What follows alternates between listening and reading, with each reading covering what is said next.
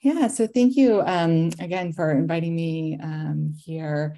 I'm just getting started in this new role at the Climate Reality Project. I've been in the role about 4.5 months.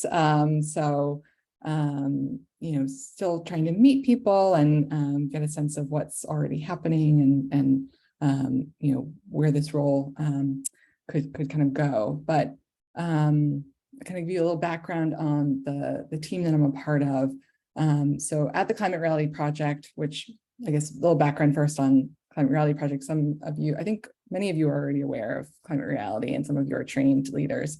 But an organization founded by former Vice President Al Gore, working really on educating and activating people to take climate action in their communities.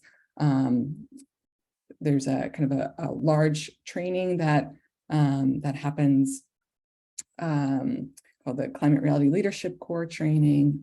People can go through that. And then there's a chapters program. So there's chapters of trained leaders around the country. And so I'm on a team called the Climate Speakers Network. And this team works in a couple of different ways.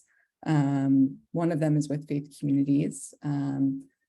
Also, the team does some intersectional work, so working with frontline communities and trying to make connections between climate issues and other issues of injustice, like housing issues and gender justice issues and those kinds of issues. And then there's also a global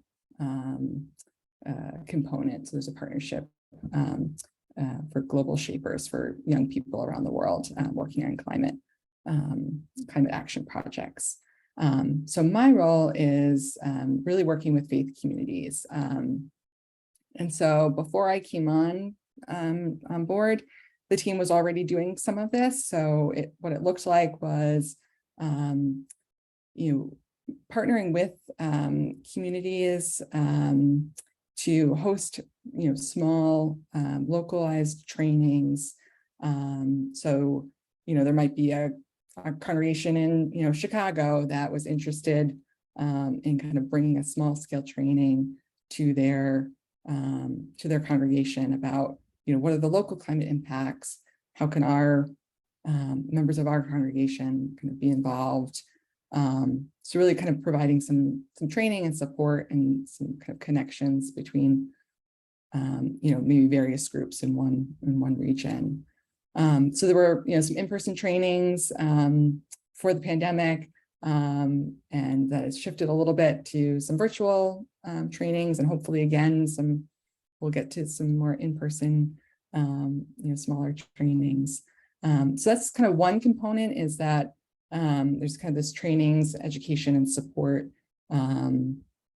component. So, and there's been some great partnerships. We've been involved with the Climate Cafe Multi-Faith, which, I see Peter and maybe others have taken part in that as well.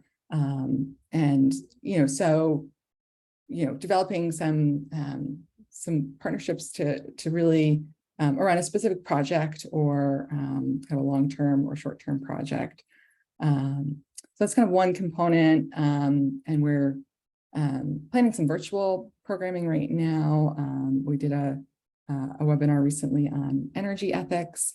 So thinking about, what does a just transition really look like, and how can faith communities really be involved in efforts to bring about a just transition. And we're planning some programming probably for the fall and spring around other things faith communities can do. Some of it around legislative advocacy, because that's partially my background, and I really see a way that faith communities can be involved, and trying to help communities understand like what is possible, like what you were saying earlier with the IRS guidelines. So helping people really understand, okay, what can I do? Because you can do some things, right? And so what is possible while staying within legal limits, but kind of how to put faith into action in the public square. So some kind of virtual trainings potentially in the future around that. And so our team is still kind of putting some of those offerings together. And so one thing, if there's, a topic that you all are interested in, or you think your communities, in your region would be really interested in learning about or presenting about, we'd love to, I'd love to talk further about those ideas as we put some programming together to hopefully kind of continue to educate and inspire people of faith in particular, but the general public, but people of faith in particular, to really make those connections between what their faith is telling them, what their faith is teaching them, and kind of what's happening in the community, what's happening in the midst of this climate crisis. And so, yeah, virtual programming, some in-person programming. And, this model, I think, that you all have with the organizing, I think that that is so important and so rich. And so I also think about, maybe there's opportunities to collaborate on figuring out how to plug more people into that kind of model, or how to get the word, how to educate more people about that, because that wasn't even something I was aware of until I was involved in it in my past job. And so now I'm like, this is great. This is so, powerful. You really can make so much change. So, maybe there's potential collaboration around some of the work that you all are doing. But there's a lot to be kind of discovered, and a lot of ways that things could go. I'm still new in this position, and would definitely appreciate any if there's any feedback, any topics, or any thing that you really kind of sticks out to you as something that's missing in this kind of faith and climate realm. I'd love to talk more about that. But yeah, any questions or any insights? Yeah, I'm open. Yeah. I can jump in. Thank you for that. It's really great. I'm so glad they have this position. I'm so glad you're in it with your particular background, Rachel. And as you were just talking there at the end, we are a volunteer leadership development network. And as we mentioned at the beginning, and our staff is, I'm quarter time, summer is quarter time. So that's by design. What our volunteer leaders want to organize around is what we do and where we go. And so when you were talking about possibilities for collaboration, you see, we're trying to kind of figure out now, how are we going to organize around this election, our communities? How are we trying to do that? And so as you talked about the legislative organizing, I could imagine you all kind of doing a training on, hey, here's what's possible, here's what we see as legislation coming up, here's where faith communities could really make a difference. And then a training like that, and then in partnership with a weekly gathering like this, we said, yeah, we want to be a part of that. We see that that's really important. It's national legislation. We need to be behind it. We need to encourage our faith communities, to organize our faith communities to support that. And then you could also encourage people who want ongoing support after your training or something to come to this community if we're in partnership around a particular effort like that, right? So it's one thing to go to the training, but then many of our folks find out like, oh, then we go back to our faith community. We think it's going to be easy. And we continue to hear from a lot of people, it's not easy. They run into obstacles, or their pastor or priest isn't excited about this. And now what do I do? And this is then a community they can come to for that kind of mutual mentoring around, yeah, what do you do? How do you actually do that work once you've kind of got a plan? So that's one idea that comes to my mind of how we could work together in the future. That's wonderful. This is more of a comment than a question, but I don't know if Robin and Janet know this, but the Climate Reality Project was the co-organizer with the Center for Earth Ethics and Andrew Schwartz of the faith leaders gathering we had in Salem just prior to COVID coming in.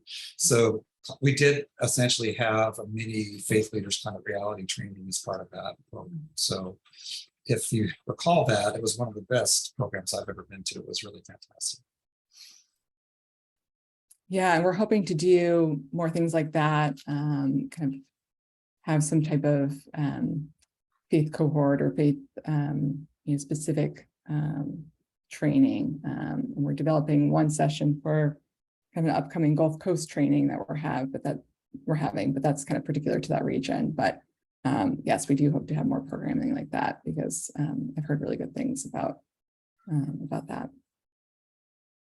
So a question about, you do educational as well as training type work for faith communities.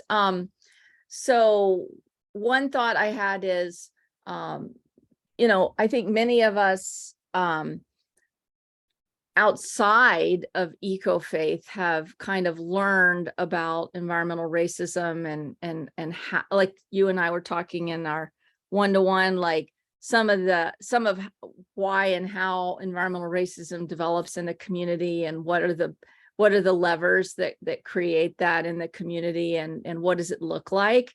But I don't know, like, everybody has probably varying levels of understanding of that. And I don't know if this group would be interested in it, but it occurs to me that, like, taking advantage of an educational workshop on drilling down on what is environmental racism or environmental injustice and how it works, like why it arises in a community and how to fight it, is one thought. Another is, does Climate Reality Project take a position on nuclear? Because there's been some interesting conversation among us recently, discovering that we have some different perspectives on nuclear. And we know that's something that's becoming a topic, well, has been for a while, but a topic of debate within environmentalist communities. And I was curious if that's something that we could, like, learn more about, like the pros and cons of nuclear as a transition fuel to a truly renewable energy economy.